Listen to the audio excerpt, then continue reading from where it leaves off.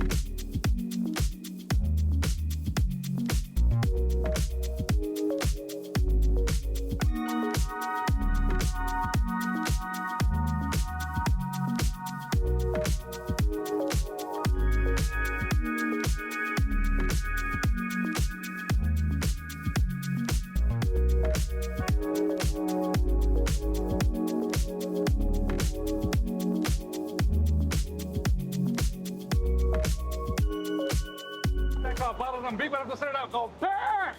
Bottom done, boom, boom! I didn't throw it out there.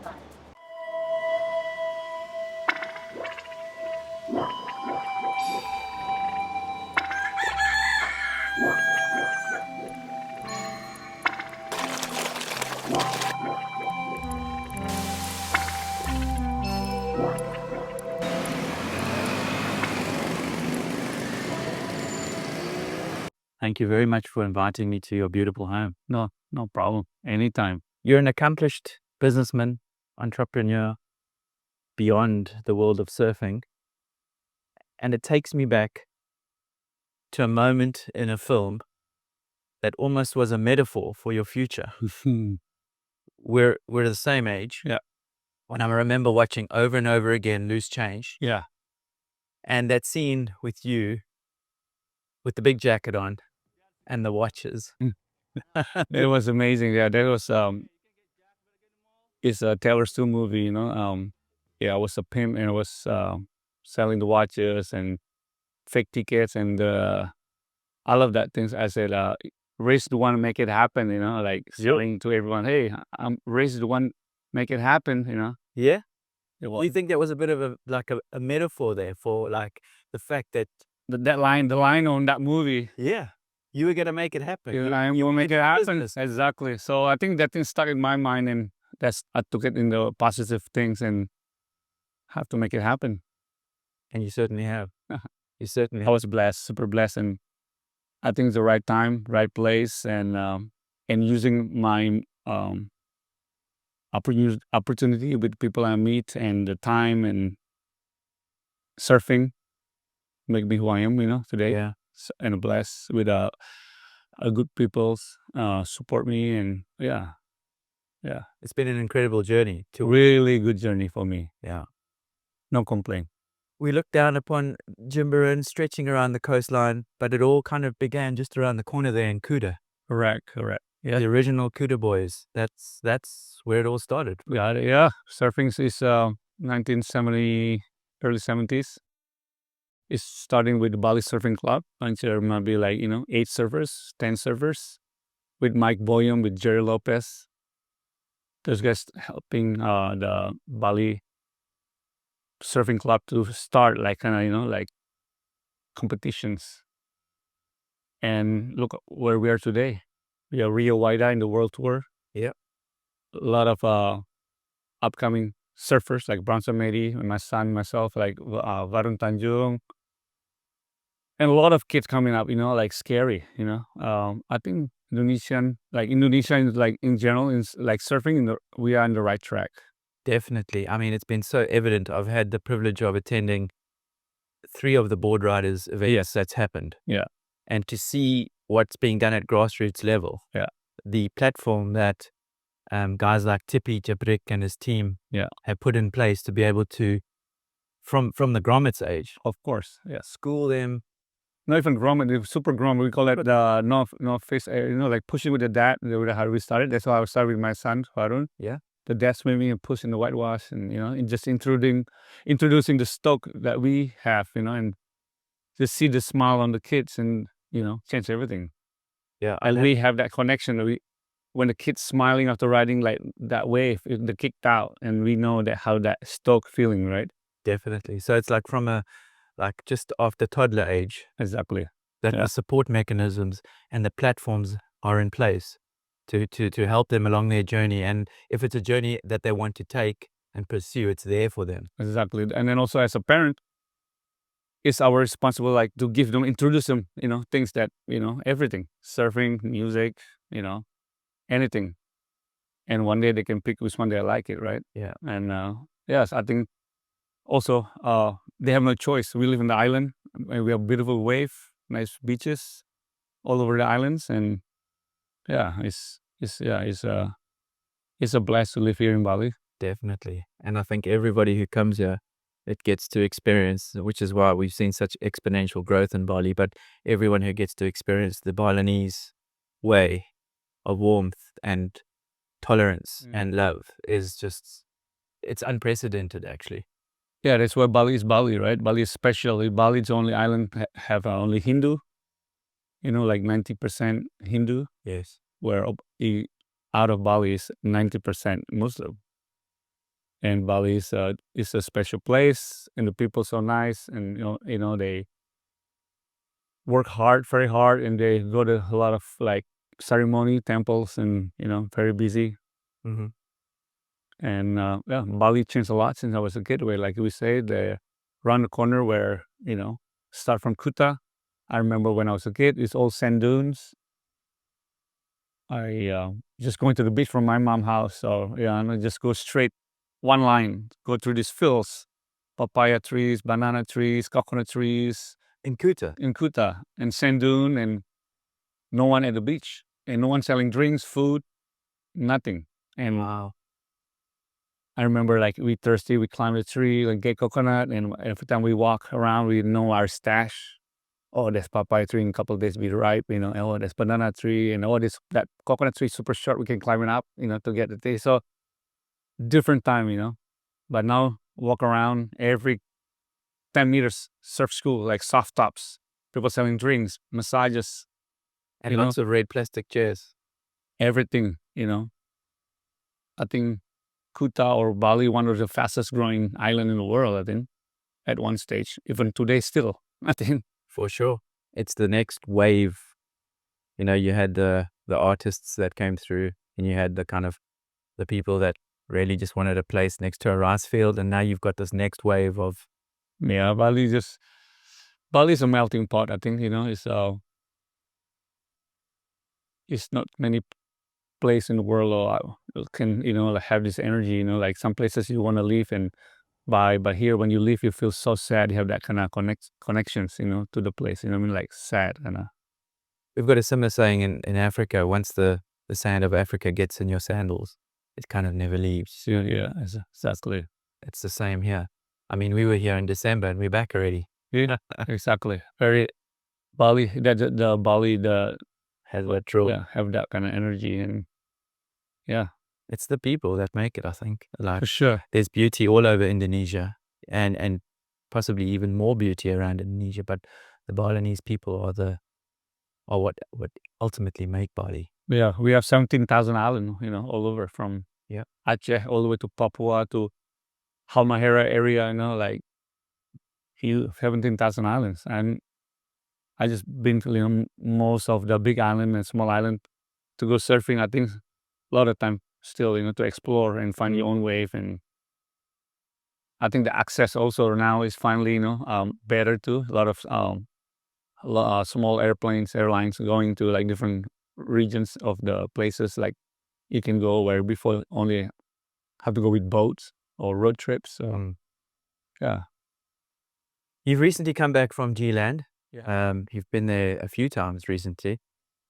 I keep seeing 1 minute you're here, then you're back in G-Land. Yeah. You've got this affinity with that wave. You've got this affinity with the island, and you've got the sort of the historic heritage and cultural lineage with Jerry Lopez. We think back to Yeah.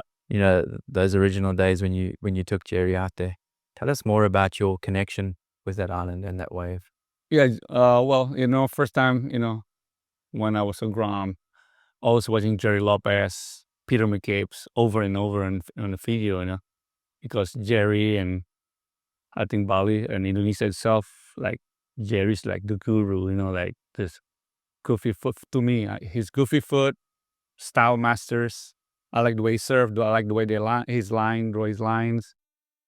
And then we are super lucky that Jerry really, really like super close with our like second generation surfers like Madi Kasim, like Ketut Menda, Wayan Gantiasa, you know, all those guys, you know, and then right away we are, you know, like he put me under his wing, you know what I mean?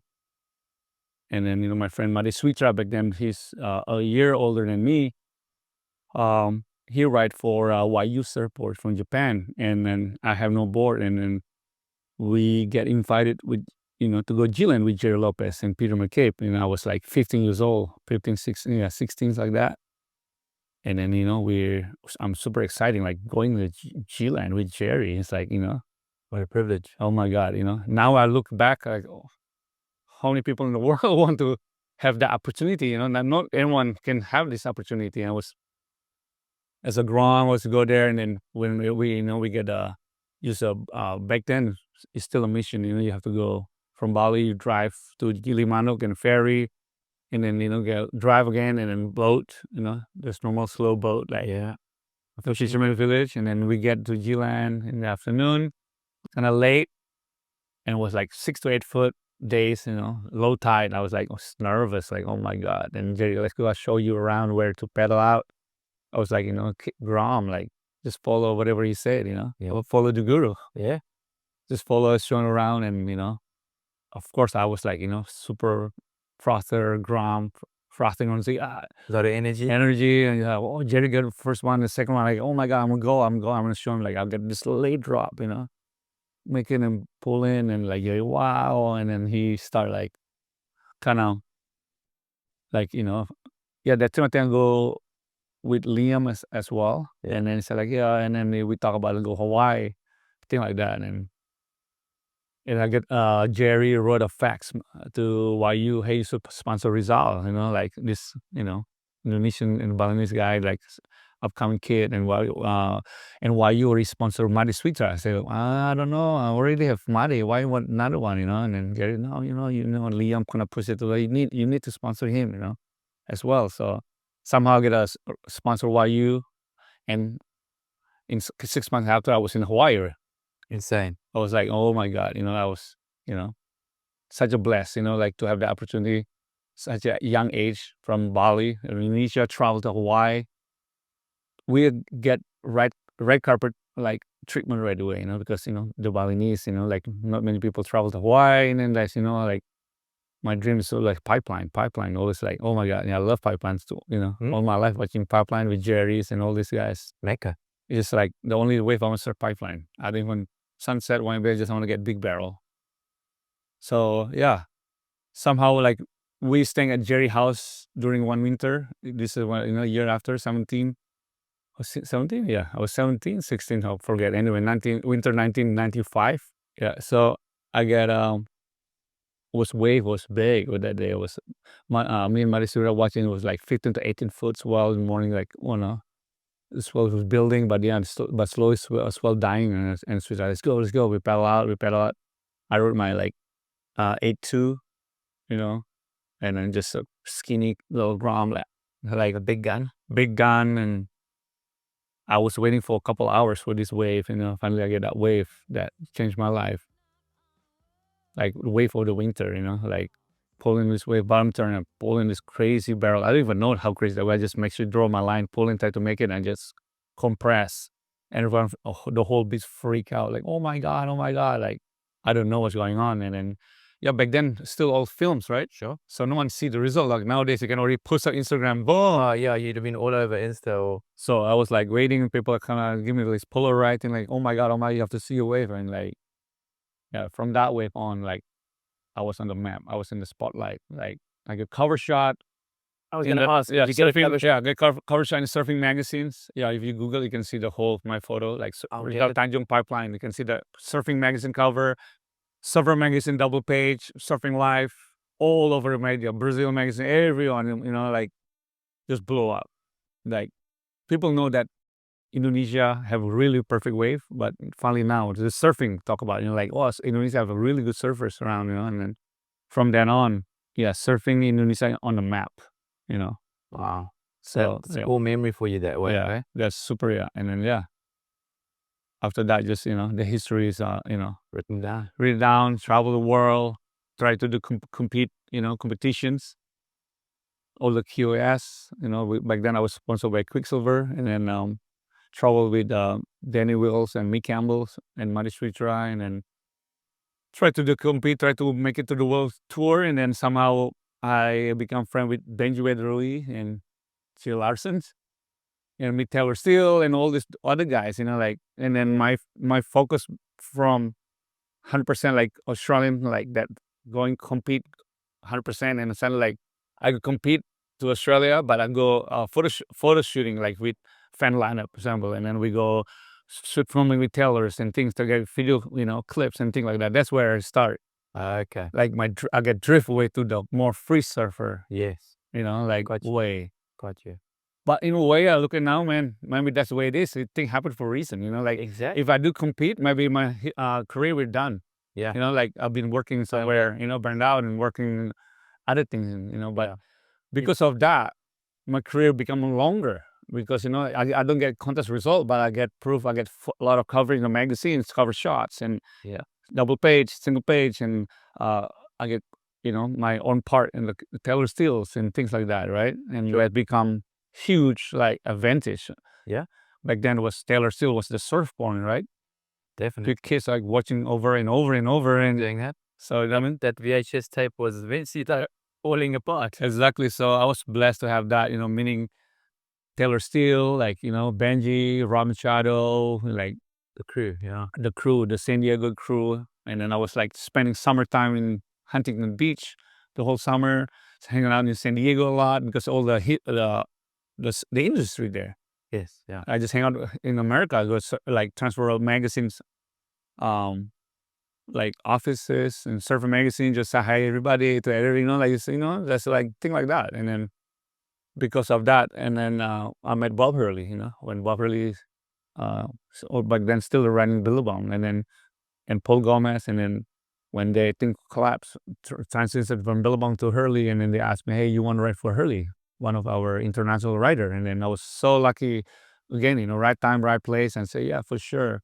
What you want me to do? Just be who you are, and I was like, easy, I can do that. What a dream job. And then boom, I can hear again, you know? Sure. Yeah. So it's that I think life is everything's about timing, you know, places and time. So I'm super blessed of that.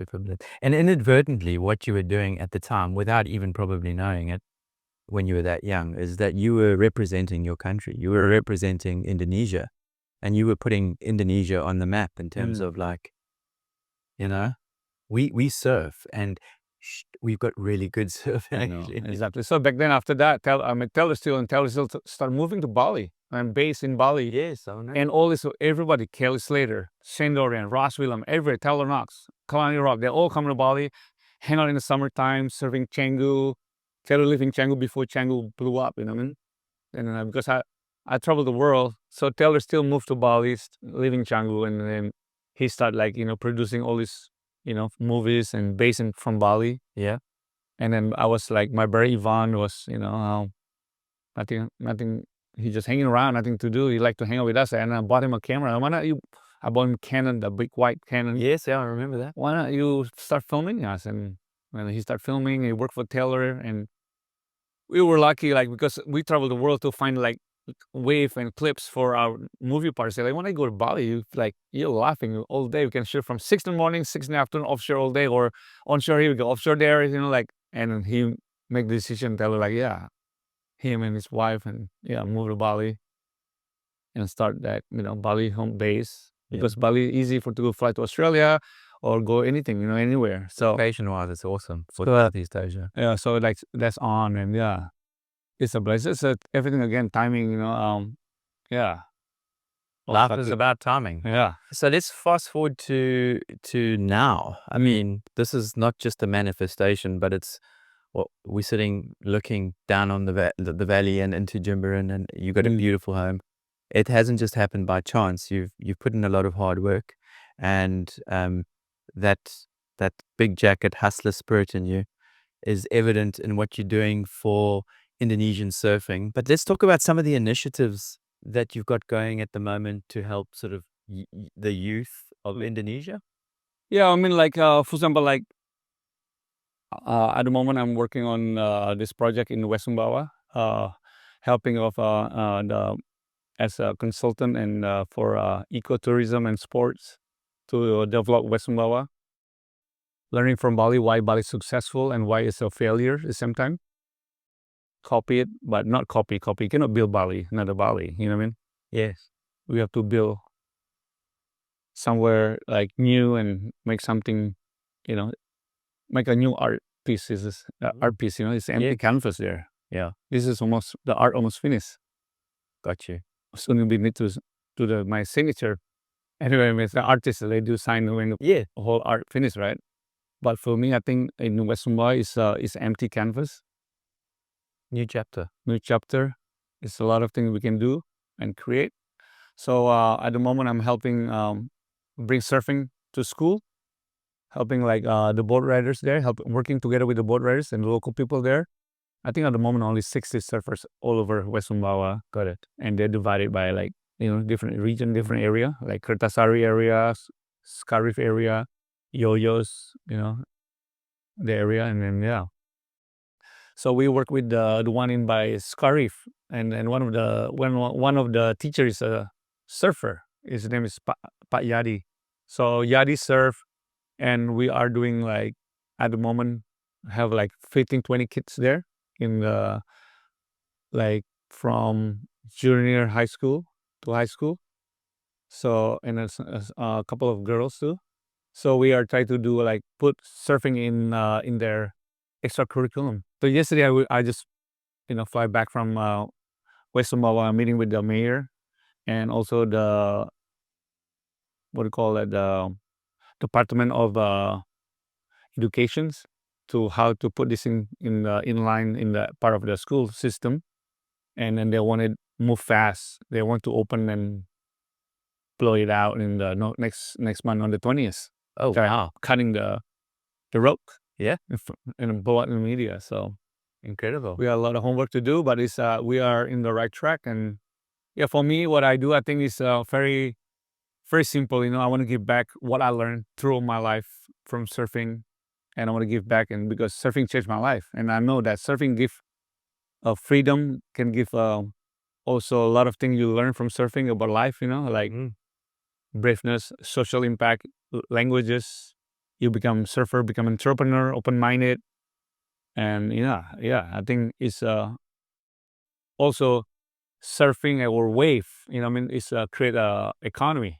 Yes. In the area. Yeah. The surfers don't care a lot. We don't need 5-star hotel. We just need good wave, good food, and good place to sleep. Somewhere to sleep. Yeah. So, and that's what is surfing can give the impact. Like surfers need food. You can learn. Oh, the surfer tired. They can open like masseuse and Oh, maybe the guy renting bikes. Oh, you need ding repairs. So a lot of it, like you can do in that. Just in surfing world itself. Yeah. Or you can make a little like souvenir, like scarf, tees, so hats and things. And I think it's a lot of industry in surfing. So I think this is what I want to do. And also we bring a skateboarding now too.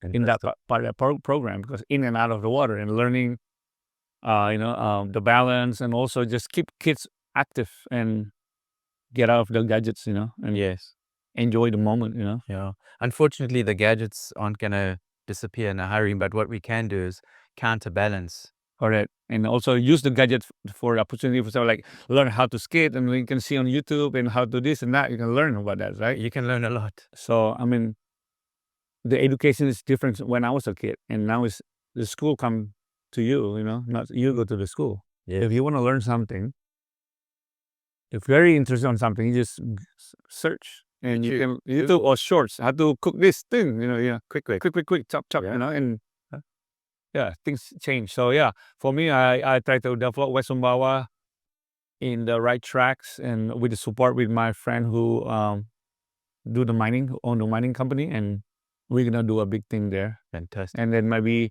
also like if this thing's successful, of course we're gonna go to different school, different area, from the area, different island, maybe different country. Incredible. Incredible. It's a noble endeavor. Yeah, for me, that's what else in life you want to live. I want to leave a good legacy, and it's a great thing that you've been able to use your platform to be able to, as you say, give back to the people of Indonesia. Yeah. And I mean, I guess from the surfing community, we don our hats to you and say thank you. No, thank you. For you, it's ultimately service at the end of the day, because it's all fun and dandy sitting here talking about it, and it sounds all rosy, but it's work. Oh yeah. You were in Zimbabwe yesterday. You had to get on a plane. You had to fly there. You had to come back, and then probably tomorrow you're going to have to be somewhere else. And it's time away from your family. So there's a lot of hard work going in behind the scenes. Yeah, people don't see it, but a lot of details. Even sometimes my wife say, "What's your brain? You're not even here." My brain just somewhere, Somewhere else. Yeah. Like we just had breakfast. Like we eat breakfast, but you're there, but you're not there. What's your mind? So, I told my mind like that. Yeah, we say time is the biggest commodity, but I think we can add being present is the biggest commodity as well.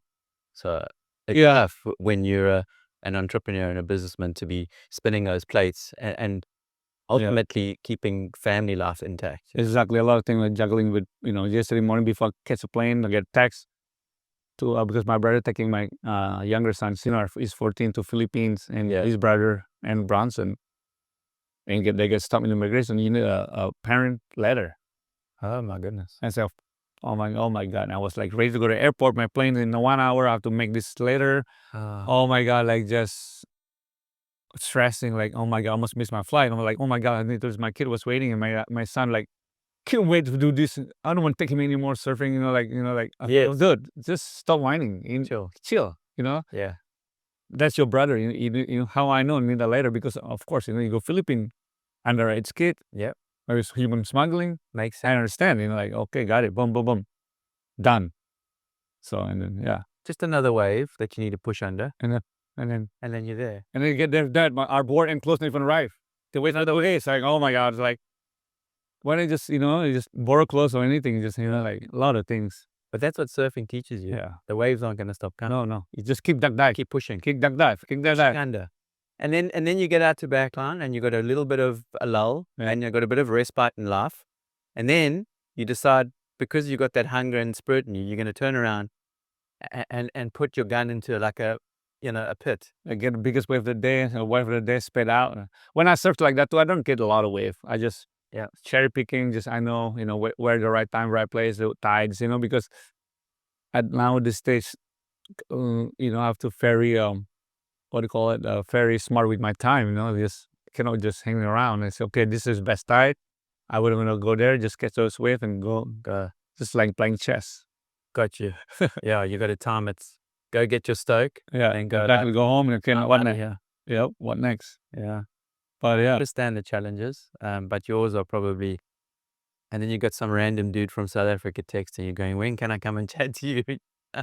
But it's okay. I like to do a lot of different things. Hey, I'll be next year I'll be 50. So have next to the second chapter in life. 50, and then going toward to the end. So hey. Have to do a lot of things before this, while I have a lot of energy and young, and you got to come to J Bay. I know. A lot of lists I need to go. J Bay, I need to go to do that left, what do you call that point? Yes. Skeleton Bay. Yeah. And J Bay is going to be on your back end. And, you're going to have to deal with a few sort of great whites. Like Peru, all these different things. Got so many places to go. And then when you come visit South Africa, we'll take you to all the little the initiatives that are doing the same around the South African coastline and helping kids from disadvantaged backgrounds getting in the water, surfing, because you'll be able to resonate and relate to the work that they're doing as well, Yeah, I want to learn, the more you travel, you learn and meet different people, you get absorbed their mind and the ideas and, make it happen, to this place, to Indonesia. I think we are on the right track. Or like I said earlier, finally surfing in our national Olympic now. part of the committee of sport in Indonesia and the government support. And I like look at like this year we have 5,000, one in Aceh, one in Krui, and in like for example like America, Hawaii, the birth of surfing, Duke couldn't even have one event. You know what I mean? Now the spotlight changed, right? Interesting. Yeah. Indonesia is a upcoming, growing country. I think you had a bit of a hand in pushing that spotlight in this direction. But I mean, that's what I mean. Like Indonesia is the surfing is growing, and they believe that surfing bring economy, it create a tourism. Sure. Surfers, we are cutting the bush now. Like before anyone come, and later like everything clean, and then the mainstream come. You know what I mean? You paved the way. Exactly. We talk about family life. I see your sons are kind of following in your footsteps. Their love for surfing, drive and passion there. What's that journey like, and where you're at with helping navigate that along with your sons and your family? Yeah, I mean, like for example, I've been through that life before. Yeah, and I can give them tips and more shortcuts and using my connection, using people I know. For example, like they're gonna go Taiwan, I contact Sam. Hey Sam, my boy coming, can you help on pick up and accommodation, where to go, thing like that. And Sam's such a nice. Last year we went there and he give like full service. He give 2 cars, everything get paid for like crazy. Like like hey Sam, you don't have to do that, but he just do it. You know what I mean? Such a great of you. Thank you, Sam. legend. And of course the vast crew, in Taiwan, Carrie and everyone. Yeah, super stoked to know these kind of people and using the advantage of that. They go to like Australia or Hawaii or California. It's just so blessed. And then as a parent to have they're on the right environment and people around, because you don't know what's going on. True. As a parents, hey, don't, if they go out and hey, don't accept any drinks for anyone and things like this. All these little things, right? So many weird. It's weird. Yeah, it is there. So, but for me also, yeah, they're following my footstep toward to going surfing world or surfing.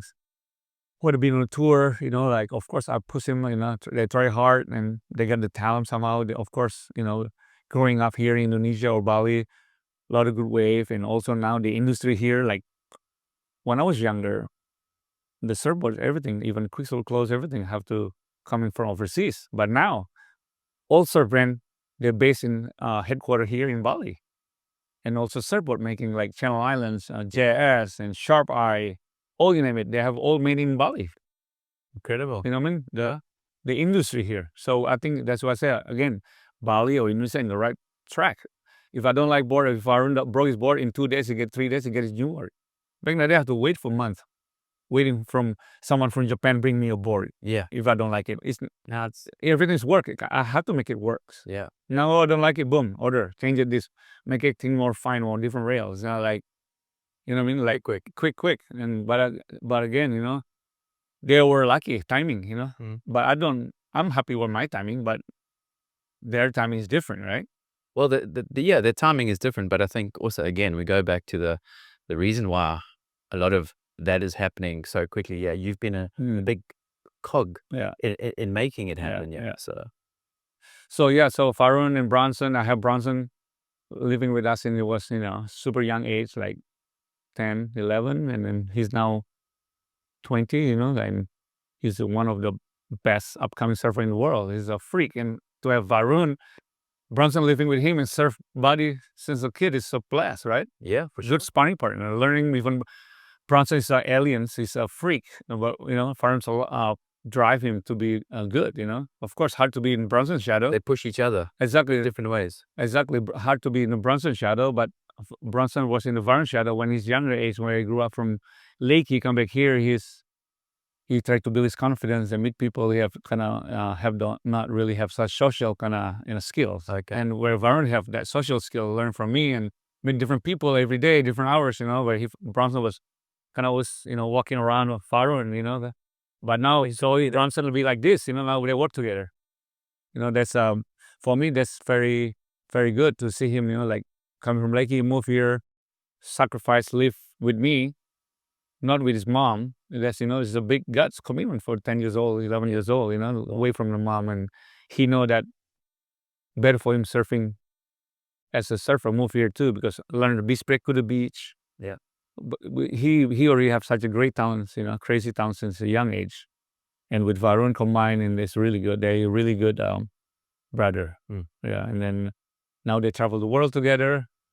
I'm happy. And then now my younger son Sinar starts surfing, getting better used to into golf. Now he can start surfing. Now he start like connecting the dot.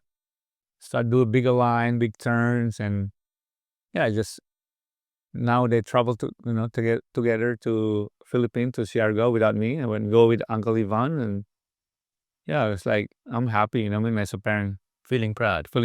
and yeah. Well, I think the word is, well, the words, 2 words, well, 3 words, pay it forward, I see here, because the identification that Jerry made in you at a young age, you have made a similar identification in Bronson. And I see you gleaning that experience that you've had with Jerry and how he changed the trajectory of your life. And you've done that for Bronson. Correct. Yeah. And you've ultimately helped your son as well because of that relationship he has with Bronson. So I see a lot of love and compassion there. Oh yeah, because the kids at the end of the day, they're what they need, love. Just small thing, just hug or I love you or good job. As sometimes parents forget about that. Yeah, I've got an associate and he's a New Zealand guy and he works in the US.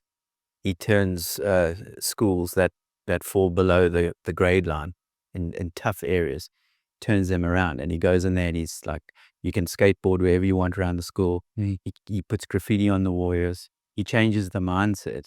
And in the morning, when he greets the kids over the intercom, he ends off by saying, and I just want to say something to you. If nobody's told you they love you today, I'm telling you I love you. Yeah. See, the world needs love. We, especially in these days, the world is so hectic and it's crazy. And not just to say it. Love is actually a verb. It's a doing thing. It's actually like proving that you mean it by you saying it, by actually doing it. Get your hand dirty. Yeah, that's it. A lot of people do it, but never get their hand dirty, right? It's different. And we can see the difference when you do it and with passion and things. Love is the thing more shine than, not you polish more. Yeah. Right?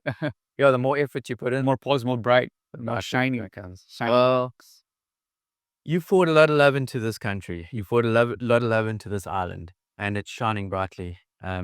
Thank you very much, Rizal. No worries. It's been an absolute pleasure to come and sit and have a few words with you. And it's kind of one of those pinch me moments for me as a young man at the very same sort of age as you, growing up and watching you surfing in South Africa, and a lot of the personalities I'm now meeting in my later life. Yeah.